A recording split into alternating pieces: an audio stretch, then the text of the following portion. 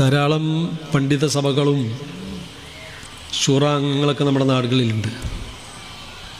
എന്നാൽ സമസ്തയെ സംബന്ധിച്ചിടത്തോളം ഇത് മഹത്തുക്കളായ നമുക്ക് മുമ്പേ കടന്നുപോയവരുടെയൊക്കെ തന്നെ ആത്മീയ നേതൃത്വം ഇന്നും നിലനിൽക്കുന്നതായ ഒരു സംഘടനയാണ് എന്നുള്ളതാണ്. ഒന്ന്, ഇത് യഥാർത്ഥ അഹ്ലുസുന്നത്ത് വൽ ജമാഅത്ത് എന്ന് പറയുമ്പോൾ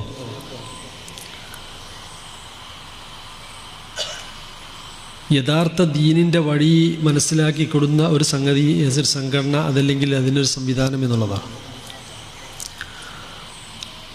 സംഘടന എന്നൊക്കെ പറയുന്നത് അത് പ്രവർത്തനത്തിന് ആവശ്യമായ രീതിയിലുള്ള ഒരു കൂട്ടായ്മ നൽകി എന്നുള്ളത് മാത്രം. മറിച്ച് ഇത് യഥാർത്ഥത്തിൽ അഷ്റഫുൽ ഖൽഖ് ത്വഹാ റസൂലുള്ളാഹി സ്വല്ലല്ലാഹു അലൈഹി വസല്ലമ തങ്ങൾ സഹാബത്തുൽ കിറാമിൻ താബീങ്ങൾക്ക് നൽകിയതായ ആ യഥാർത്ഥ തൗഹീദിൻ്റെ സന്ദേശം, യഥാർത്ഥ അഹ്ലുസുന്നത്ത് വൽ ജമാഅത്തിൻ്റെ ആദർശം, അത് പ്രചരിപ്പിക്കുകയും അത് സമൂഹത്തിൽ എത്തിച്ചു കൊടുക്കുകയും ചെയ്യുന്ന ദൗത്യമാണ് ഈ പണ്ഡിത സഭ നിർവഹിച്ചുകൊണ്ടിരിക്കുന്നത്. അതുകൊണ്ട് തന്നെ ആധുനിക കാലത്തിൻ്റെ നവീനവാദികളിലൊക്കെ തന്നെ വളർന്നു വരുന്ന പല ആദർശ വിഷയങ്ങളിലൊക്കെ തന്നെ മുത്ത് ഹബീബായ ഷഫീഉനാ റസൂലുള്ളാഹി തങ്ങളും സഹാബത്തുൽ കിറാം താബീങ്ങളും എങ്ങനെയാണോ ഈ സമൂഹത്തിന് കാണിച്ചു കൊടുത്തത് അത് വരച്ച് കാണിച്ചു കൊടുക്കുക എന്നുള്ള ദൗത്യമാണ് ഈ സമസ്ത കേരള ജമിയത്തുൽ ഉലമ മഹത്തായ പ്രസ്ഥാനം നിർവഹിച്ചുകൊണ്ടിരിക്കുന്നത്. നമ്മുടെ യുക്തിക്കോ നമ്മുടെ ബുദ്ധിക്കോ യോജിക്കുന്ന രീതിയിലായിരിക്കില്ല നമ്മുടെ ഈ പ്രവർത്തനങ്ങളൊക്കെ തന്നെ. പല യുക്തിക്കനുസരിച്ച് ദീനിനെ മാറ്റാൻ ശ്രമിച്ചുകൊണ്ടിരിക്കുന്നൊരു കാലമാണ്. ചില വിഷയങ്ങളൊക്കെ പലർക്കും തോന്നിപ്പോകും, യുക്തിക്ക് തോന്നിപ്പോകും അതങ്ങനെയല്ലല്ലോ വേണ്ടത് എന്നൊക്കെ. എന്നാൽ യുക്തിയല്ല നമ്മുടെ ആദർശമെന്ന് നാം മനസ്സിലാക്കേണ്ടതുണ്ട്. മറിച്ച് നമുക്ക് അഹ്ലുസുന്നത്ത് വൽ ജമാഅത്തിൻ്റെ ആദർശം എന്നുള്ളത് പരിശുദ്ധ ഖുർആനും തിരുസുന്നത്തും അത് മഹാന്മാരായിരിക്കുന്ന പണ്ഡിതന്മാർ വ്യക്തമാക്കി തന്ന അതിലൂടെ മുന്നോട്ട് പോകുക എന്നുള്ളതാണ്. ഒരു ഭാഷാ പരിജ്ഞാനം കൊണ്ട് പരിശുദ്ധ ഖുർആൻ മനസ്സിലാക്കാൻ സാധ്യമല്ല. അതുകൊണ്ട് തന്നെയായിരുന്നു മഹാന്മാരായിരിക്കുന്ന പണ്ഡിതന്മാർ പലരും പരിശുദ്ധ ഖുർആൻ്റെ പരിഭാഷ മനസ്സിലാക്കിക്കൊണ്ട് ദീനിനെ പറയുന്നത് വിലക്കിയത്. കാരണം പരിശുദ്ധ ഖുർആൻ്റെ ഒരു ആയത്ത് മനസ്സിലാക്കണമെന്നുണ്ടെങ്കിൽ ഒരുപാട് കാര്യങ്ങൾ കിടക്കേണ്ടതുണ്ട്. ഒന്ന്, ഭാഷാ പരിജ്ഞാനം വേണം, ആലാത്തുകൾ വേണം, ഒരുപാട് അറബി വ്യാഖ്യാനങ്ങളിൽ അറബി പ്രചരണത്തിന് ആവശ്യമായ ഒരുപാട് കാര്യങ്ങളുണ്ട്. അതിലൊക്കെ നല്ലൊരു പരിജ്ഞാനം ഉണ്ടായിരിക്കണം. എങ്കിലേ ഈ പരിശുദ്ധ ഖുർആൻ നമുക്ക് മനസ്സിലാക്കാൻ സാധിക്കൂ. അത് കഴിവുറ്റ മഹാന്മാരായിരിക്കുന്ന പണ്ഡിതന്മാർ നമുക്ക് കാണിച്ചു തന്നിട്ടുണ്ട്. അതനുസരിച്ച് ജീവിക്കുക എന്നുള്ളത് നമ്മുടെ കടമ.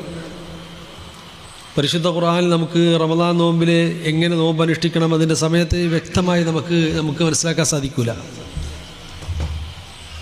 അതിനെ മനസ്സിലാക്കി കറുത്ത നൂലും വെളുത്ത നൂലും എന്നാണ് പറയുന്നത്.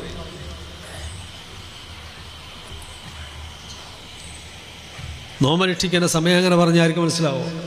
അതല്ലെങ്കിൽ അംഗശുദ്ധി വരുത്തേണ്ടതിനെ സംബന്ധിച്ചിടത്തോളം പൂർണ്ണമായ രീതി നമുക്ക് കണ്ടെത്താൻ നമ്മളെ കൊണ്ട് സാധ്യമല്ല, അതിൻ്റെ ഭാഷാർത്ഥം കൊണ്ട് സാധ്യമല്ല. 5 വക്ത് നിസ്കാരം സംബന്ധിച്ചിടത്തോളം ഭാഷാർത്ഥങ്ങളെ കൊണ്ട് ഖുർആനിൽ നമുക്ക് കണ്ടെത്താൻ സാധ്യമായിരിക്കില്ല. മറിച്ച് അതൊക്കെ തന്നെ തിരുസുന്നത്തിലൂടെയും ആ പരിശുദ്ധ ഖുർആൻ എങ്ങനെയാണോ വ്യക്തമാക്കി തന്നത് അതനുസരിച്ച് നമുക്ക് കണ്ടെത്താൻ സാധിക്കുള്ളൂ.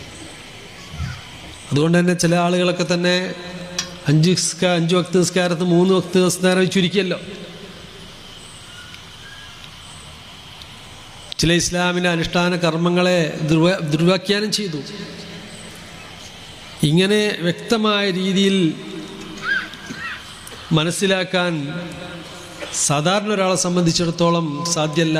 പക്ഷേ പലരും അത് പറയും. അങ്ങനെ സാധ്യത ഭാഷാ പരിജ്ഞാനം ഉണ്ടെങ്കിൽ അതൊക്കെ നമുക്ക് നേടിയെടുക്കാൻ സാധിക്കുമെന്ന് പറയുമ്പോഴാണ് അവൻ്റെ ആദർശത്തിൽ നിന്ന് വ്യതിചലിച്ചു പോകുന്നത് എന്ന് മനസ്സിലാക്കേണ്ടത്.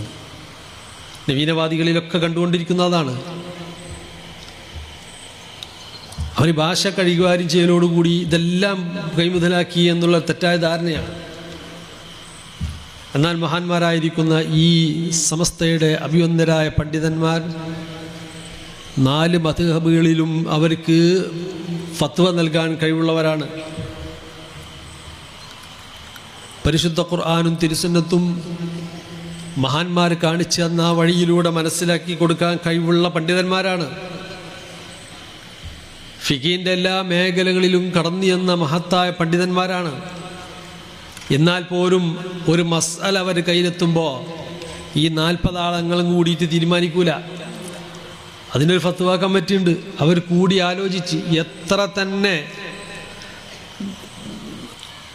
എളുപ്പമുള്ള മസലകളാണെങ്കിൽ പോലും അതിൻ്റെ എല്ലാ വശങ്ങളും മനസ്സിലാക്കി വളരെ കൃത്യമായി അതിൻ്റെ രേഖകൾ പരിശോധിച്ച് നഖലുകൾ സഹിതമാണ് മഹാന്മാരായിരിക്കുന്ന പണ്ഡിതന്മാർ ഫത്വ നൽകുക. അതിനെ സൂക്ഷ്മത പാലിച്ചുകൊണ്ടാണ്. അങ്ങനെ തന്നെയാണ് നമുക്കറിയാം. ഇടക്കാലത്ത് പുറപ്പെട്ട ഏത് തരീക്കത്തുകളാണെങ്കിലും ചിലൊക്കെ പറയും എന്തുകൊണ്ട് സമസ്തക്ക് ഒരു തീരുമാനം എടുത്തൂല എന്ന് ചോദിക്കും. പക്ഷെ പെടുന്നതിനൊരു കാര്യത്തിൽ തീരുമാനം എടുക്കൂല.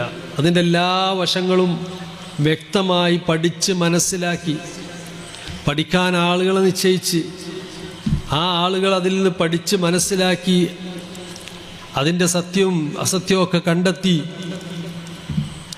ഉൾക്കൊള്ളാൻ പറ്റുന്നതാണോ പറ്റാത്തതാണോ മനസ്സിലാക്കി വ്യക്തമായ റിപ്പോർട്ട് കൊടുത്ത് ആ റിപ്പോർട്ടിൻ്റെ അടിസ്ഥാനത്തിൽ മുഷാവറ ചർച്ച ചെയ്ത് എന്നതിൽ പിന്നെയാണ് ആ കാര്യങ്ങൾ സമൂഹത്തിന് അറിയിച്ചു കൊടുക്കുക.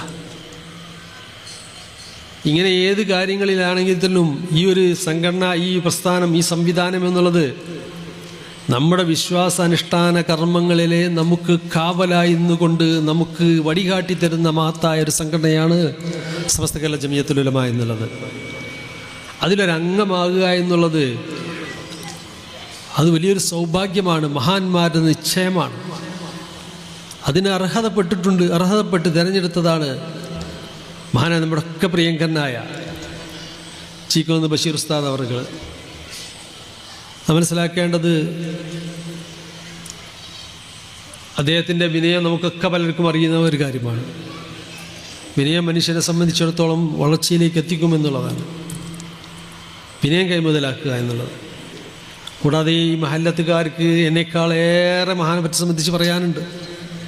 ഞാൻ അത്യാവശ്യങ്ങളിലേക്കൊന്നും നീങ്ങുന്നില്ല, അറിയുന്നത് കൊണ്ട് തന്നെ. നാം മനസ്സിലാക്കേണ്ടത് സമസ്തയുടെ ഈ ഔദ്യോഗിക സ്ഥാനത്തേക്ക് മഹാനവകൾ തിരഞ്ഞെടുത്തിട്ടുണ്ടെങ്കിൽ തീർച്ചയായും അതിന് അർഹതപ്പെട്ട ഒരാൾ തന്നെയാണ് മഹാനായ ചീക്കോന്ന് ഉസ്താദ് എന്നാണ് ഈ സന്ദർഭത്തിൽ പ്രത്യേകം ഉണർത്താനുള്ളത്. അതുകൊണ്ട് ഈ മഹത്തായ പ്രസ്ഥാനം അത് നിലനിൽക്കുക എന്നുള്ളത്, അതിനുവേണ്ടി അതിൻ്റെ ഒരു അംഗമാകുക എന്നുള്ളത്, അതിൻ്റെ സഹായിയാകുക എന്നുള്ളതൊക്കെ തന്നെ നല്ല നീയത്തോടുകൂടിയെങ്കിൽ പ്രതിഫലം ലഭിക്കുന്ന ഒരു സൽക്രമമായി തന്നെ നമുക്ക് മാറ്റിയെടുക്കാൻ സാധിക്കും. ദീനാണ്, സുന്നത്ത് ജമാഅത്താണ്, നമ്മുടെ ആദർശമാണ്, നമ്മുടെ ആഖിറത്തിൻ്റെ വിജയമാണെന്ന് മനസ്സിലാക്കണം. ആഖിറത്തിലേക്കുള്ള വിജയമാണ്. ഭൗതിക ലോകം നിലവർത്തിച്ച അൽ മൗത്ത് അദ്നാ മിൻ ശിറാക്കിൻ അലി തൊട്ടടുത്താണ്. ഓരോ മനുഷ്യൻ്റെ ആയുസ്സിനെ വെച്ച് മാബൈന സിത്തീന വസ്ബിയനല്ലേ, 60-70 അടിയിലൊക്കെ പോകാൻ. അതിലേറെ ഉണ്ടെങ്കിൽ പ്രത്യേക ന്യൂസ്. കഴിഞ്ഞ ദിവസം നമുക്കറിയാം സൗദിയിലെ ഒരു പ്രായമായ ഒരാൾ മരണപ്പെട്ടതായിട്ട് പ്രത്യേക റിപ്പോർട്ടുണ്ട്. 100 ചില്ലാൻ വയസ്സുണ്ട് എന്നുള്ളതാണ്. അങ്ങനെ എത്ര ആളുകൾ മരിക്കുന്നുണ്ട്. പ്രത്യേക റിപ്പോർട്ടായിട്ട് ലോകത്തിലെ സോഷ്യൽ മീഡിയയിലൊക്കെ പരക്കണമെന്നുണ്ടെങ്കിൽ അദ്ദേഹത്തിന് 100 വയസ്സിലധികം കൂടെ ലഭിച്ചു എന്നുള്ളതാണ്. അതൊരു വലിയ സൗഭാഗ്യം തന്നെയാണ്. അപ്പോൾ 60-ൻ്റെയും ഏറെ ലഭിക്കുന്നുവെങ്കിൽ 70-ലൊക്കെ കടക്കുന്നുണ്ട് എന്നെങ്കിൽ വലിയ സൗഭാഗ്യമാണ്. അപ്പോൾ ഈ കാലയളവിൽ നമുക്ക് ജീവിക്കുന്ന നമ്മളെ സംബന്ധിച്ചിടത്തോളം നമ്മുടെ വിശ്വാസത്തിൽ നിന്നും ആദർശത്തിനും വ്യതിചലിക്കാൻ പാടില്ല.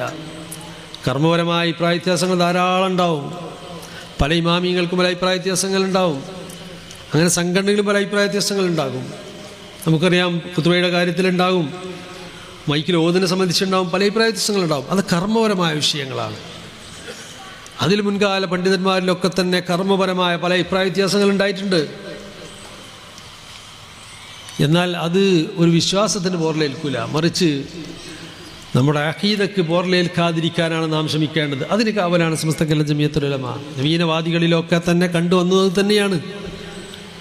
അവരിലേക്ക് ആഴ്ന്നിറങ്ങി ചെന്ന് പരിശോധിക്കുമ്പോൾ അവർ വിശ്വാസത്തിന് പോലും പോറലേറ്റിട്ടുണ്ട് എന്ന് മനസ്സിലാക്കിയത് കൊണ്ടാണ് മഹാനായ ബരക്കൽ ബാലവി മുല്ലക്കോയ തങ്ങൾ മഹാനവറുകളും പാങ്ങൽ അഹമ്മദ് കുട്ടി മുസ്ലിയാർ അടക്കമുള്ള മഹാരഥന്മാരായിരിക്കുന്ന പണ്ഡിതന്മാരും അവരെ സഹായികളായിക്കൊണ്ട് അന്നത്തെ ഉമറാവും ഇങ്ങനെ ഒരു പ്രസ്ഥാനത്തിനും ഇങ്ങനൊരു സംഘടനയ്ക്ക് രൂപം കൊടുത്തിട്ടുള്ളത്. അതിൻ്റെ 100 വർഷം തികയാനിരിക്കുകയാണ്. ഈ സന്ദർഭത്തിലാണ് ഈ നാട്ടുകാരുടെ സന്തോഷമായിക്കൊണ്ട് നൂറ്റാണ്ട് കാലം ഈ മഹല്ലത്തിന് ആത്മീയ നേതൃത്വം നൽകിയ മഹാനവറുകൾ മാത്രമല്ല മുഴുസമയം അധ്യാപനാണ്.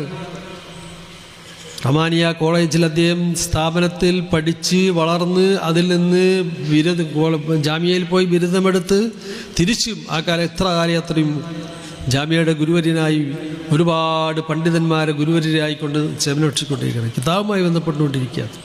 അള്ളാഹു ദീനിന് വേണ്ടി ദീർഘകാലം സേവനം ചെയ്യാനുള്ള എല്ലാ ആഫിയത്ത് കരുത്തായി അള്ളാഹു അദ്ദേഹത്തിന് പ്രദാനം ചെയ്യുമാറാവട്ടെ. അദ്ദേഹത്തിൻ്റെ ഇൽമിൽ അള്ളാഹു ബർക്കത്ത് പ്രദാനം ചെയ്യുമാറാവട്ടെ. സമസ്തയ്ക്ക് വേണ്ടി, ഈ പ്രസ്ഥാനത്തിന് വേണ്ടി ദീർഘകാലം സേവനം ചെയ്യാനും ഇതിന് സമസ്തയുടെ കാവലായി നമുക്ക് നേതൃത്വം നൽകാനും അള്ളാഹു അദ്ദേഹത്തിൻ്റെ എല്ലാ കഴിവും കരുത്തും അള്ളാഹു പ്രദാനം ചെയ്യട്ടെ. നമുക്ക് അദ്ദേഹത്തിൻ്റെ സ്വീകരണത്തിൽ ചെയ്യാനുള്ളത് അദ്ദേഹത്തിന് വേണ്ടി ദുആ ചെയ്യുക എന്നുള്ളതാണ്. ഈ കൊടുക്കുന്ന മൊമെൻറ്റുകളോ അല്ലെങ്കിൽ അവാർഡുകളൊക്കെ അതോട് കഴിയും. പക്ഷേ നമുക്ക് ചെയ്യാനുള്ളത് അദ്ദേഹത്തിൻ്റെ ആയുസ്സിന് വേണ്ടി ദുആ ചെയ്യുക, അദ്ദേഹത്തിൻ്റെ ഇൽമിൻ്റെ ബർക്കത്തിന് വേണ്ടി ദുആ ചെയ്യുക. അദ്ദേഹത്തിൻ്റെ ഈ പ്രവർത്തനം